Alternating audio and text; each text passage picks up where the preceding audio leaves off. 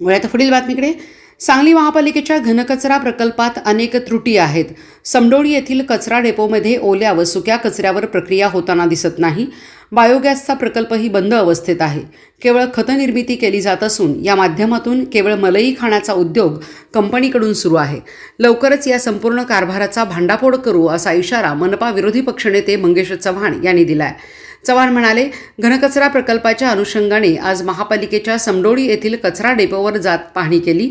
येथे ओल्या व सुक्या कचऱ्यावर प्रक्रिया केली जात नसल्याचे दिसून आले. दररोज जवळपास 220 टन कचरा जमा होतो. प्रति टन 720 रुपये प्रक्रियेसाठी महापालिका ठेकेदार कंपनीला देते. याबाबत सविस्तर माहिती घेण्याचे काम सुरू आहे. दरम्यान परिसरातील बायोगॅस प्रकल्पही बंद अवस्थेत आहे. तसेच इथे केवळ खत निर्मिती केली जाते. तयार झालेले खत शेतकऱ्यांना चढ्या दराने विक्री करून नफा कमविला जातो.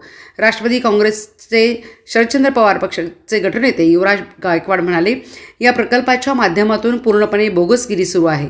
महिन्याला 47 ते 48 लाख रुपयांचा डल्ला महापालिकेच्या तिजोरीवर मारला जात आहे. दरम्यान येत्या 8-10 दिवसात या ठिकाणी होत असलेल्या कारभाराचा पर्दाफाश करू असा इशारा गायकवाड व चव्हाण यांनी दिला आहे.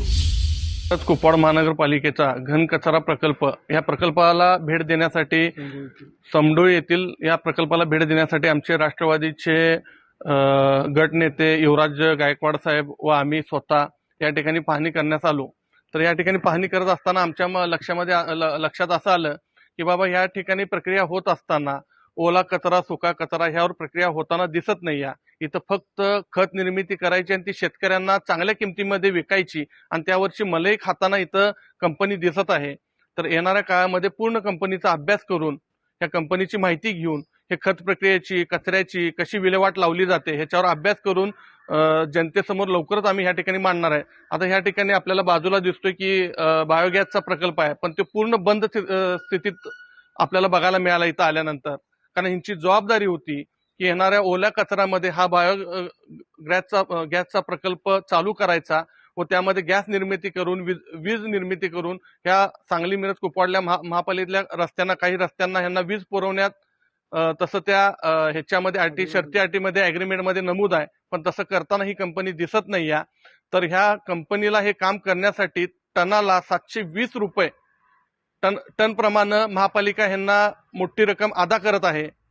पण हे फक्त पैसे घेतात, पण यावर प्रक्रिया करताना दिसत नाही. तर येणाऱ्या काही दिवसात आम्ही लवकरच ह्याचा खुलासा देऊ एवढंच या ठिकाणी सांगतो. रोजचे 220 टन कचरा गोळा होतो. त्या 220 टनाला 720 प्रमाणे महापालिकेकडून दर महिन्याला पैसे अदा केले जातात, पण तिथं या ठिकाणी त्यावर प्रक्रिया होताना दिसत नाही. ही सगळ्यात मोठी खंत आहे.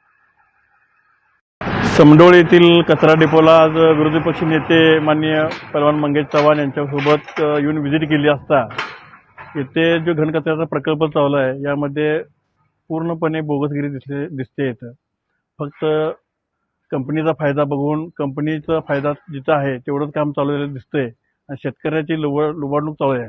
त्याचप्रमाणे महापालिकेची सुद्धा महिन्याला 47 ते 48 लाख रुपयाची महापालिकेच्या चिजुरीवर डल्ला मारायचं काम चाललेलं आहे.